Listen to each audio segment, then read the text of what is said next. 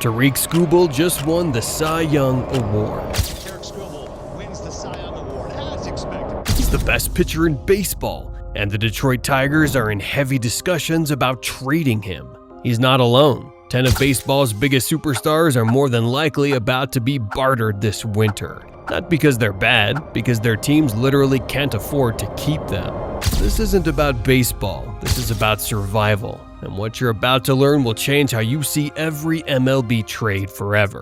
We're not talking about normal trades, we're talking about financial desperation. Teams are about to sacrifice their best players to avoid bankruptcy. The math is brutal. Keep your superstars and lose $50 million in luxury taxes. Trade him and break your fans' hearts. There's no good choice. For 10 fan bases, winter is coming like the Game of Thrones. But for players, it's about to get very, very expensive. Let's start with the most shocking trade of all. Tarik Skubal, Cy Young winner, ace of the Detroit Tigers. He should be untouchable. But here's what Detroit discovered when they tried to extend him. Tarik Skubal apparently might be on the market extension, which that is an alert to everybody in the world that's ever watched baseball. He's not coming back. He's leaving Detroit. Whisper has it that Skubal wants $400 million. Not $300 million like Garrett Cole, not $324 million like Yoshinobu Yamamoto. $400 million. Detroit's entire payroll last year was $106.5 million. Skubal alone wants more than almost 4 times that. And although Christopher Ilitch can cover it, the math doesn't work. So, Detroit has a choice if they're not going to pay up. Lose him to free agency after 2026 for minimal draft compensation, or trade him now to maximize the return of prospects. It's quite simple. But Skubal's just the beginning. What's about to happen this winter will reshape baseball forever. Hunter Greene, 4 years of team control left, 100-mile-per-hour fastball. The Cincinnati Reds are shopping him. Why? Because the Reds have a depth of young, talented pitchers. They need to rebuild their offense. Greene has persistent injury issues, and they need to maximize their return on Greene's team-friendly contract. Jarren Duran, leader of the American League in triples for the second consecutive year. We get some pretty big news surrounding a Jarren Duran trade yesterday. The Red Sox keep listening to offers. Jarren Duran is simultaneously the most valuable and the most expendable outfielder because his elite talent, high trade value, and team-friendly contract are balanced against an outfield logjam and the need for starting pitching. Freddy Peralta. The Brewers have a history of trading star players 1 year before they hit free agency, rather than signing them to long-term extensions. Peralta is entering the final year of his contract and will be a free agent after the 2026 season, making him a trade candidate like Burns and Devin Williams. He's also coming off his best season and is a top-tier pitcher, which would allow the Brewers to get a significant return of young players in a trade.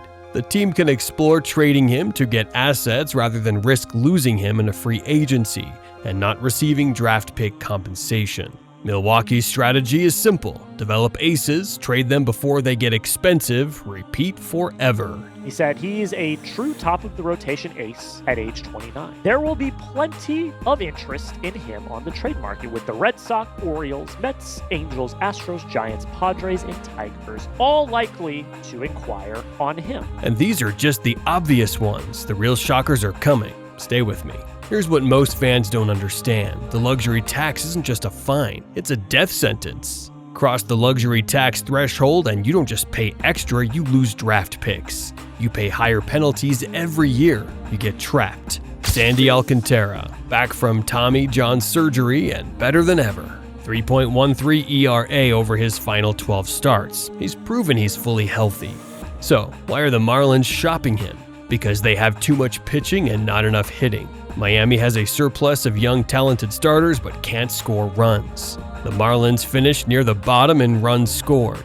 They have arms for days but can't buy a hit. Alcantara's trade value is at its peak, 2 years of team control at reasonable money. Miami's strategy is simple: turn their best pitcher into the offensive players they desperately need. It's not about money, it's about balance. Often the most shocking trades aren't about money, they're about something much worse. Brandon Lowe, the Tampa Bay Rays' most consistent hitter. And he's got another one. A shot high and deep to right, and that baby Gravy is gone. Home run for Brandon Lowe. They're trading him because that's what Tampa does. The Rays never keep anyone past their prime. Lowe's 31. In Tampa years, that's ancient. Alec Bohm. The Philadelphia Phillies want to upgrade at third base. Bohm's the sacrifice. Joe Adell finally lived up to his potential. The Angels will trade him because they need pitching more than hitting. When you give up 5 runs per game, even 37 home runs can't save you.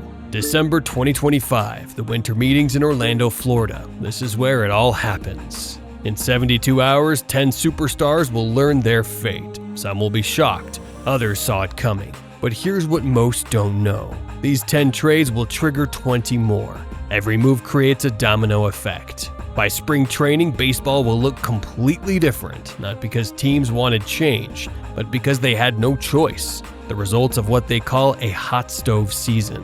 This is the new reality of baseball. Superstars are too expensive to keep.